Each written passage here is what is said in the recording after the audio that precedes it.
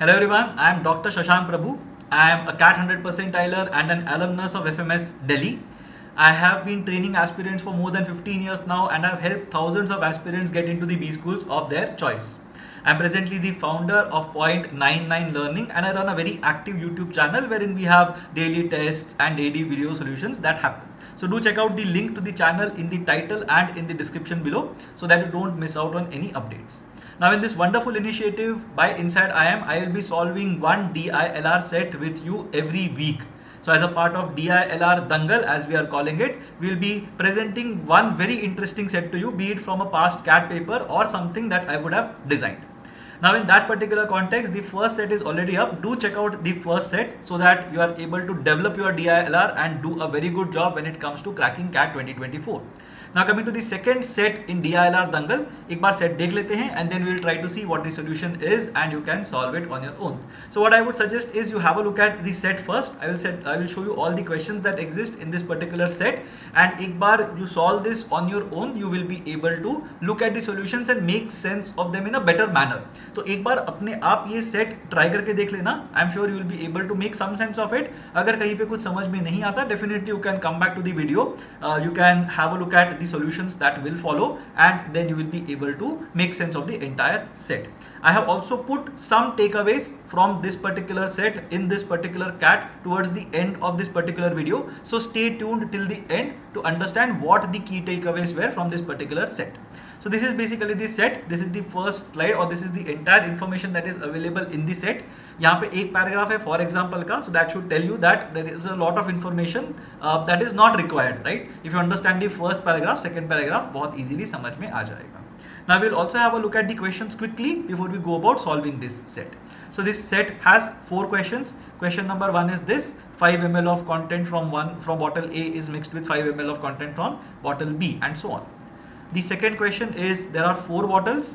Each bottle is known to contain only P or only I, and so on. So ये second question है. Again have a look at it. Pause the video, try it out on your own, and then have a look at the solution. The third question is this: there are 4 bottles, 3 of the bottles contain only P, the remaining one contains 80% P and 20% I. And the last question in this set is there are 4 bottles, 1 or 2 of these bottles contain or contains only P, and so on. And then you have the entire question. So these are the 4 questions and this is basically the set that we are going to solve today. So let's have a look at the data first and then we will go about solving the questions. So क्या data दिया है यहाँ पे?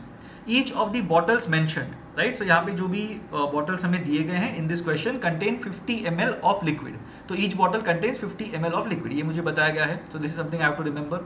The liquid in any bottle can be 100% pure content or can have a certain amount of impurity. तो या तो वो entirely pure होगा, 100% pure होगा, या तो there will be some impurity. Visually, it is not possible to distinguish between a pure bottle and an impure bottle.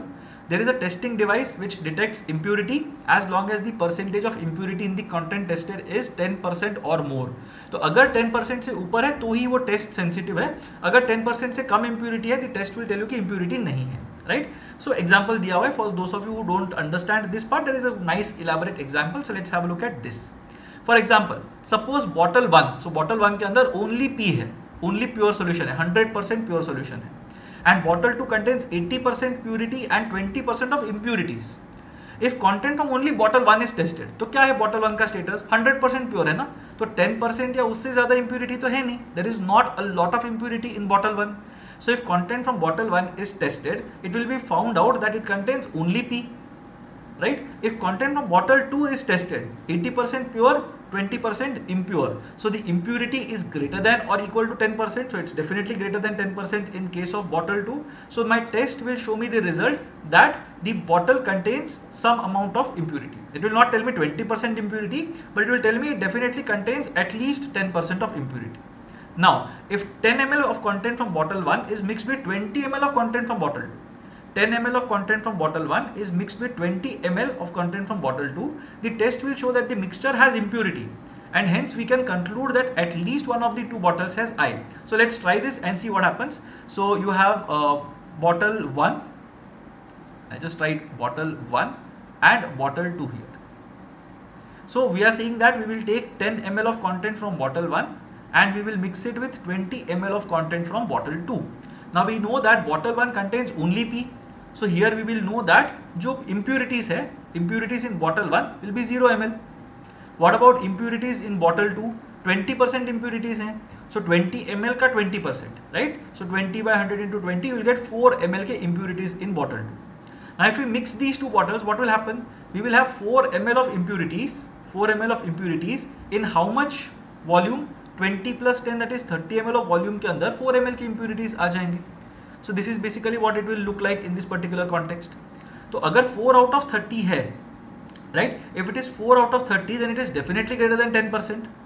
So you will see that at least one of the bottles has impurity, because the test will show that the mixture has impurity, because 10% से ज़्यादा impurity है in the mixture, right?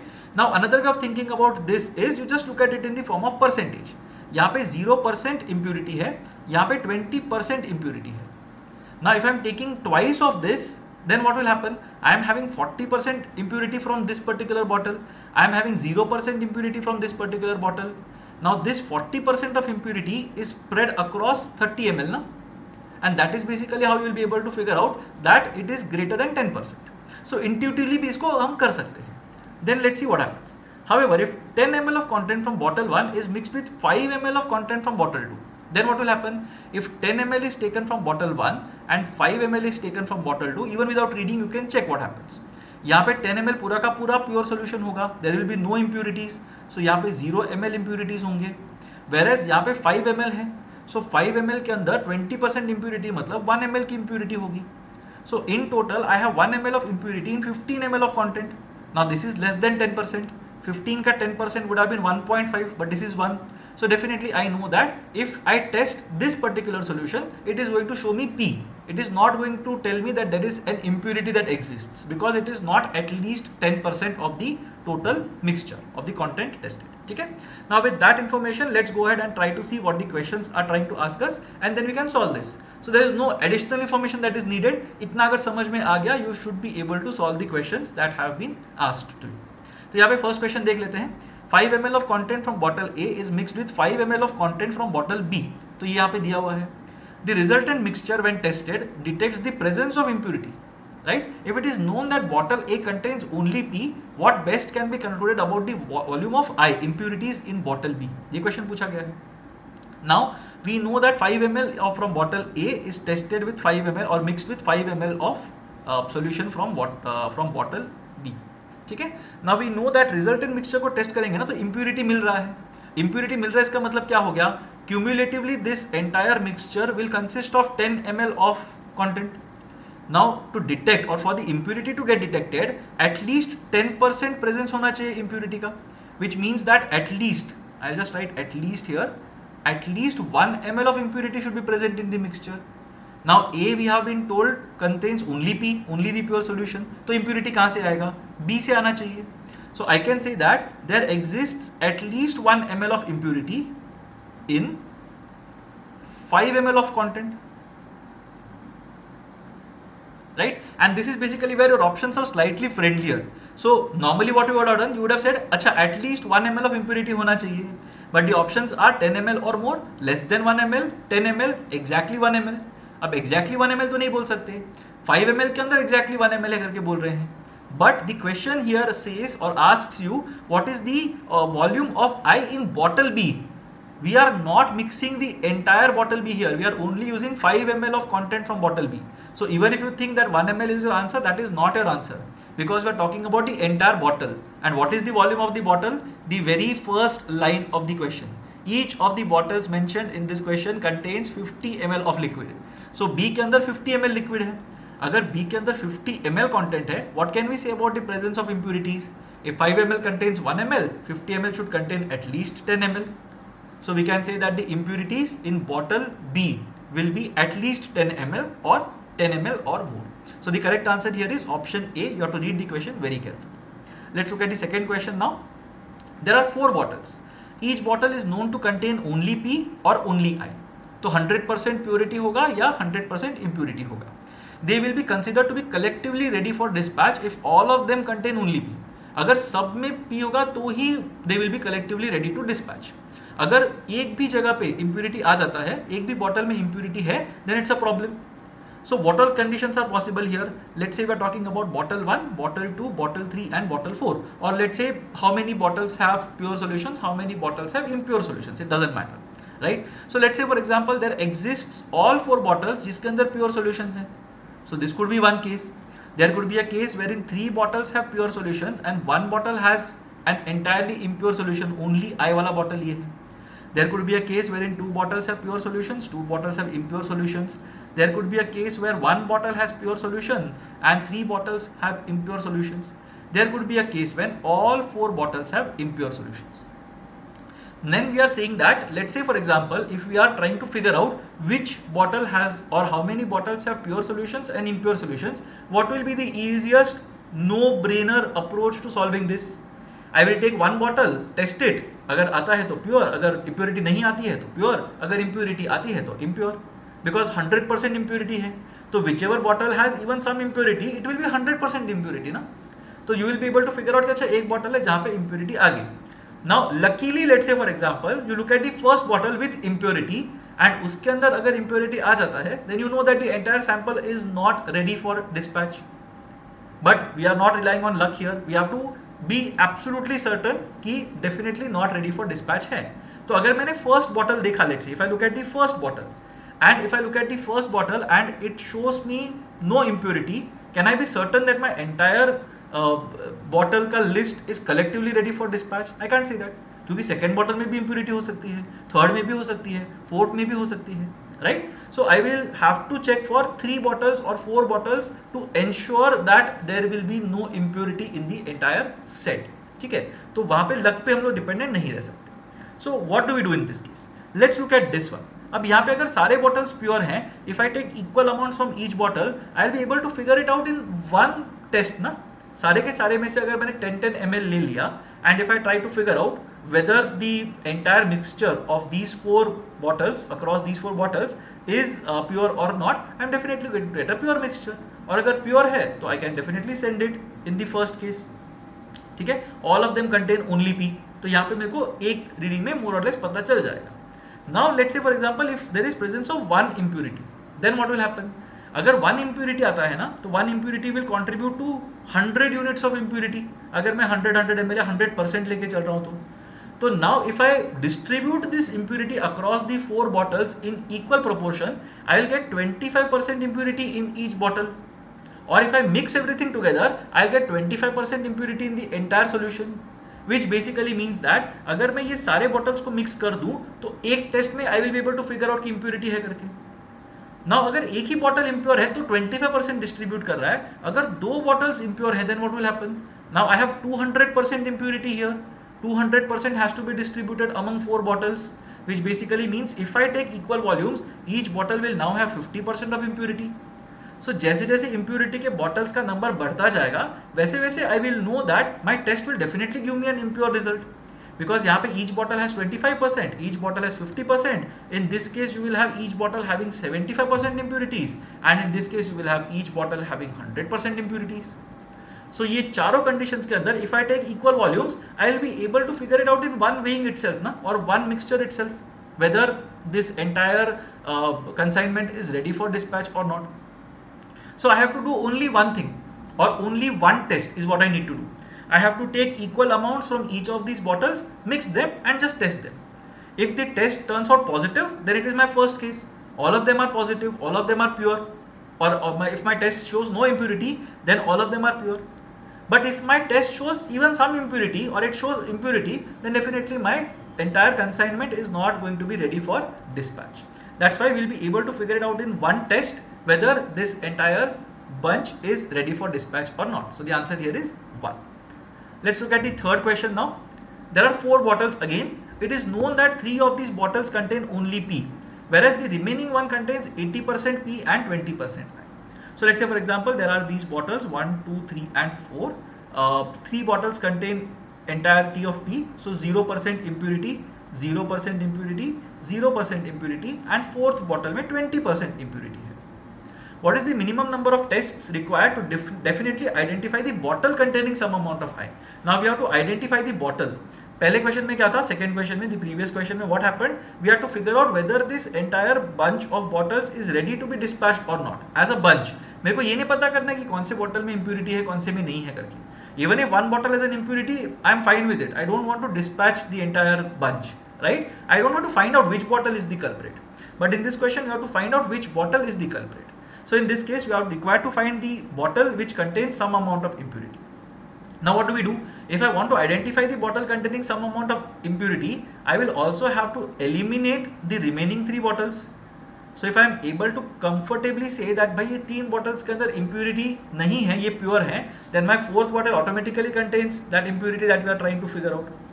So one way of again doing this is you measure bottle 1 and see if it is pure, great. If second bottle is also pure, great. Third bottle is also pure, great, because the 4th one has to be my answer. If one of the first 3 bottles has the impurity, then I know that whatever gives me the impurity, that is my answer. So I'll be able to figure it out in 3 tests for sure. Now let's see if there is a better way of doing this. ठीक है, so 4 tests में तो definitely it's not required to run the 4th bottle because I know for sure that one bottle has an impurity. Worst case में क्या होगा, my first 3 bottles will have pure solutions, then I know that my last bottle has impurity, right? So that way I'll be able to figure it out in 3 tests. But let's try to see if there is a better way of doing it, because generally there is going to be.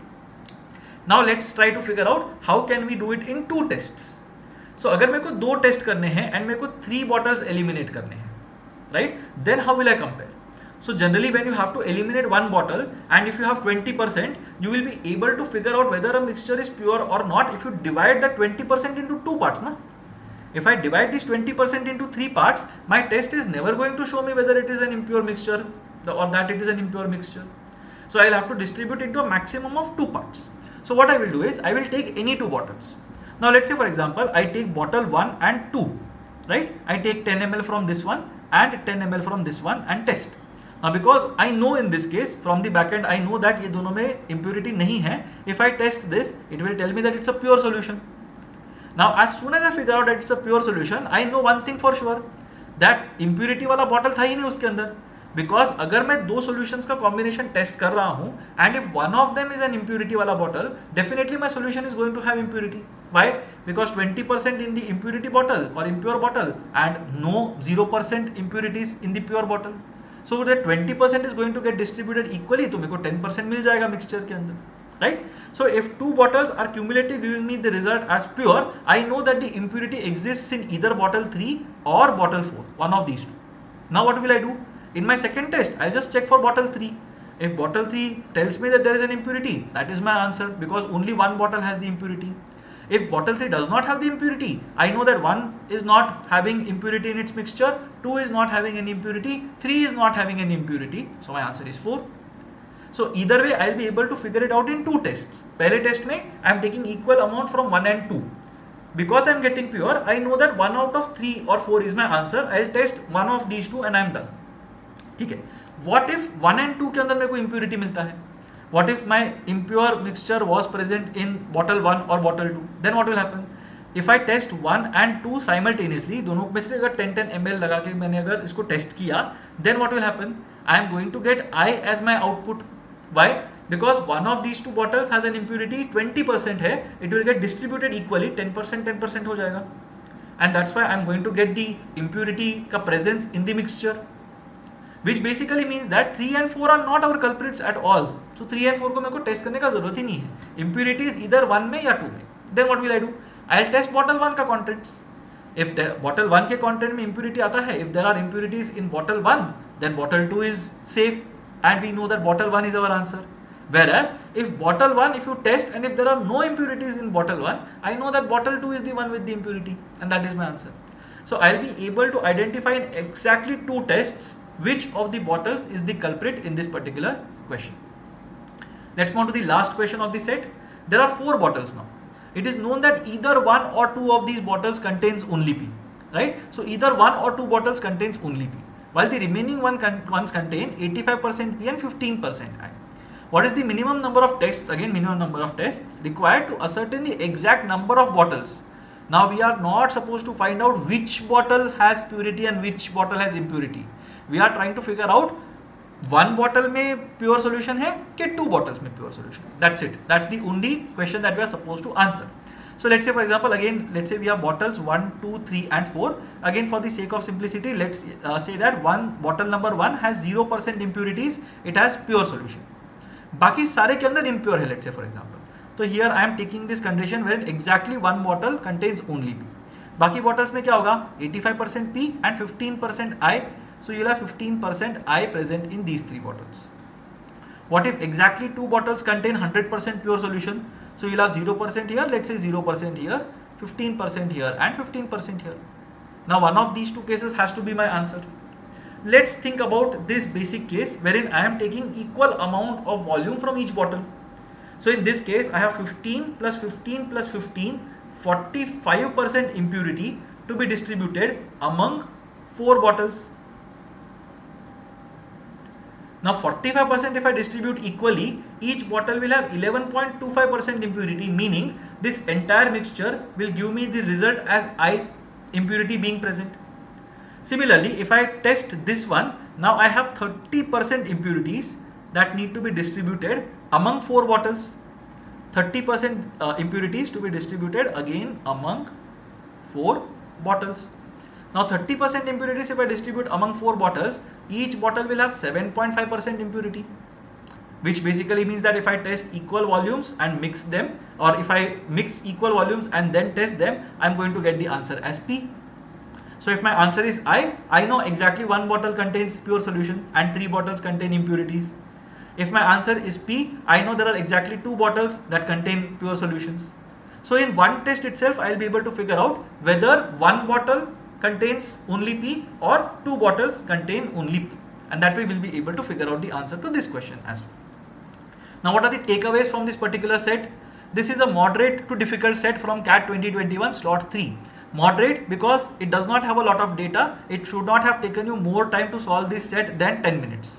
Why difficult? Because you will never be certain if your answer is correct or not. And in many of these questions that we had, your first instinct might not really be the right answer. That's what makes it a bit difficult. Second thing, ideal time to be taken for this set was 10 minutes. 10 minutes to read, understand, solve, and you should have been fine. I would have been very happy if you would have been able to get rid of this set within 7 to 8 minutes.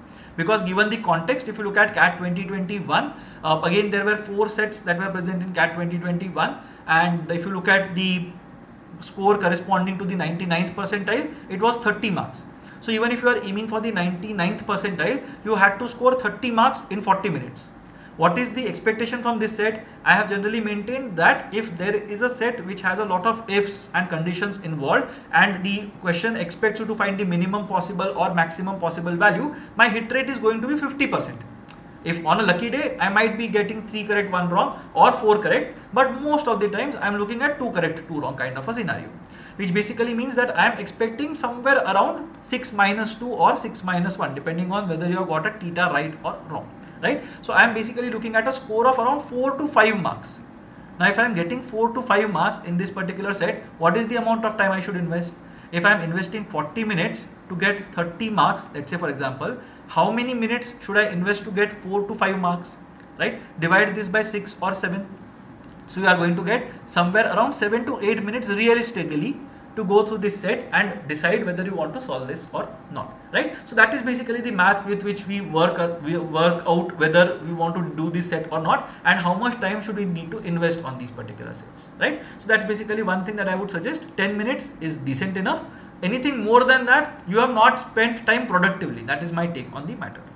And finally, if you look at the questions that were there are 2 pointers here. The first thing is you have to identify the bottle in some cases. You have to identify the number of bottles in another case. You have to figure out whether the entire consignment is ready to be shipped or not. So all those things are present here. You have to read the question stems very carefully.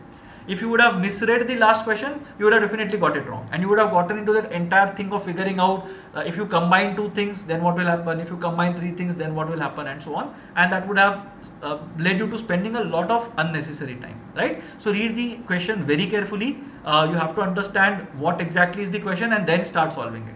And finally, if you look at it, maths is not the only place wherein you are supposed to be good at QA. There might be some questions from data interpretation that will expect you to know the basics of maths. So in this question, although we didn't specify it properly, the entire question was a concept that we call weighted averages, right? So if we are mixing two things, then what will be the weighted average depending on the volume that we are using from each bottle, and that told you what will be the effective percentage. Now because we were taking similar volumes in all cases, वो simple average ही बन गया, weighted average नहीं था. But then again with weighted averages you would have been able to visualize this question in a better manner. ठीक है? So maths is not just QA, maths is also very relevant when it comes to the DILR section as well, because we have been seeing a lot of questions from this thing that we call mathematical reasoning. Mathematical reasoning, जहाँ से you get a lot of questions every year at the CAT. So make sure that your concepts of ratios, averages and percentages are in place, because they are going to help you solve the DILR section as well. I hope you had fun solving this particular set. Stay tuned for more such interesting content. We are planning to do one set every week from now till the CAT. So do check out the previous sets in this particular exercise and the forthcoming sets in this exercise, and I'm sure they will help you on your journey to cracking the CAT 2024.